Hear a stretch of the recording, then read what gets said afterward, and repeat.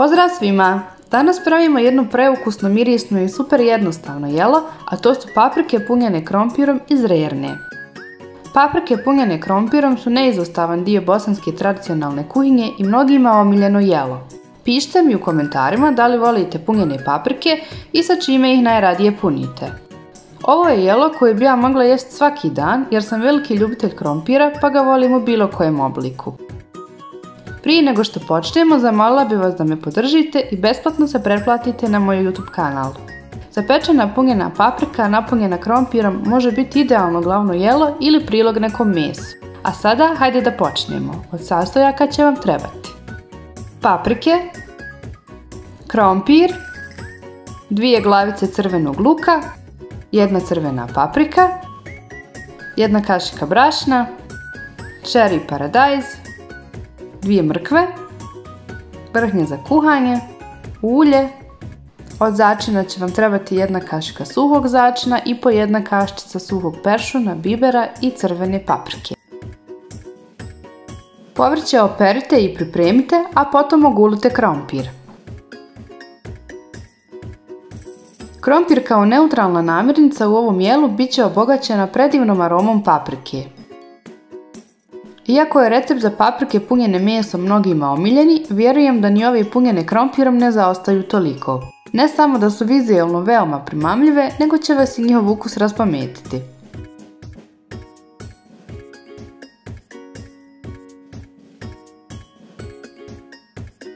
Kada ogulite krompir, isperite ga hladnom vodom, a zatim isjeckajte na sitne kockice.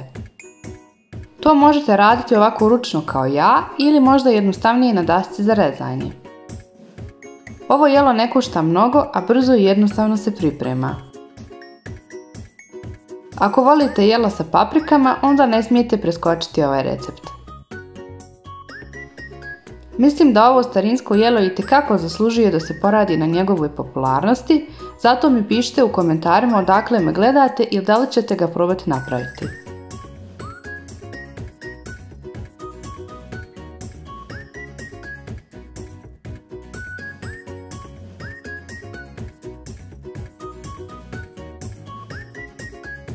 Kada krompir isjeckate na kockice, vrijeme je da isjeckamo i ostalo povrće.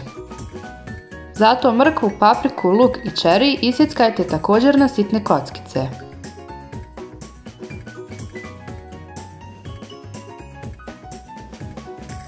Uz dijelu sa krompirom dodajte začine koje ste prethodno pripremili, a potom i sitno isjeckano povrće.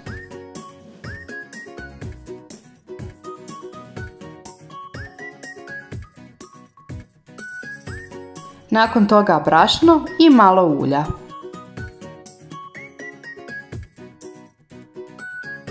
Sve sastojke promiješajte prvo kašikom da se svi poprilično sjedine.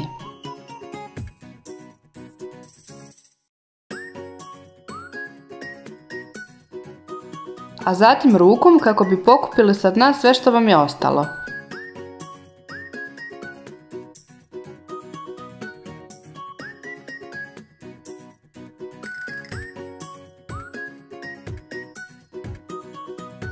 Pripremite paprike koje ćete puniti, izdubite im dio oko peteljke i očistite ih od sjemena.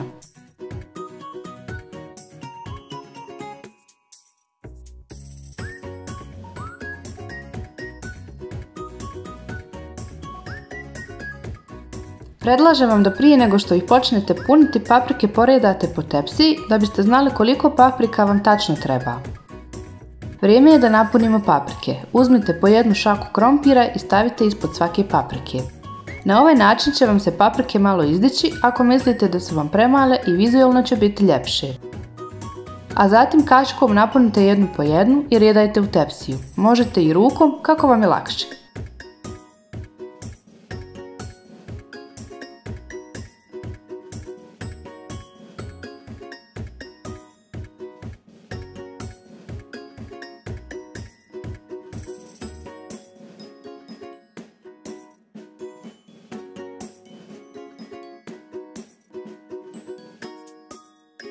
Rubove i praznine popunite kašikom, a onda rukom rasporedite smjes po cijeloj tepsiji.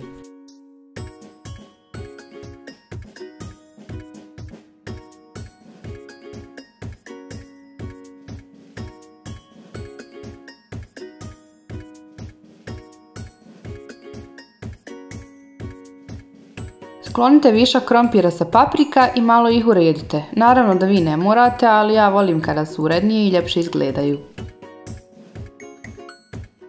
Pećnicu uključite da se zagrije na 250 stepeni.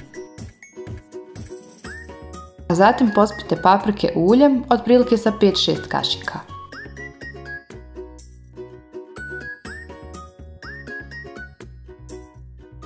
Već sad predivno izgledaju, zar ne? Stavite paprike da se peku u prethodno zagrijanoj pećnici na 220 do 250 stepeni 45 minuta. Kada primijetite da su paprike počele da mijenjaju boju, izvadite ih i naspite jednu šolju vode. A zatim paprike vratite ponovo u pećnicu. Paprike možete prilikom dodavanja vode okrenuti kako vam ne bi gorele samo sa jedne strane. Kada paprike i krompir omekšaju i porumene, izvadite ih iz pećnice i pospite vrhnjem, a onda ih vratite opet na 2 minute, ugasite pećnicu i ostavite ih u zagrejanoj pećnici dok se ista ne ohladi. Osjetit ćete predivan miris paprika spojen sa aromom vrhnja, cijela kuća će mirisati. Na gotove paprike možete staviti malo svježeg peršuna. Poslužite ih uz neko meso ili jednostavno samo uz pavlaku ili jogurt.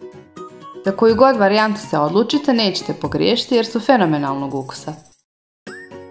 Obavezno probajte napraviti paprike punjene krompirom po ovom receptu i pišite mi u komentarima da li vam se svidjelo.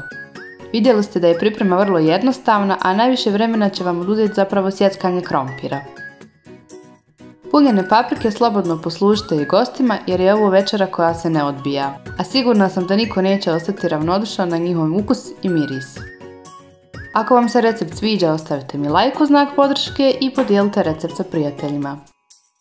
Ne zaboravite se besplatno pretplatiti na moj YouTube kanal i uključiti zvonce kako bi uvijek na vrijeme bili obavješteni kada objavim novi video. Možete me zapratiti i na Instagramu, moj profil je prahnulo.me. Hvala vam na gledanju, nadam se da ste uživali, veliki pozdrav!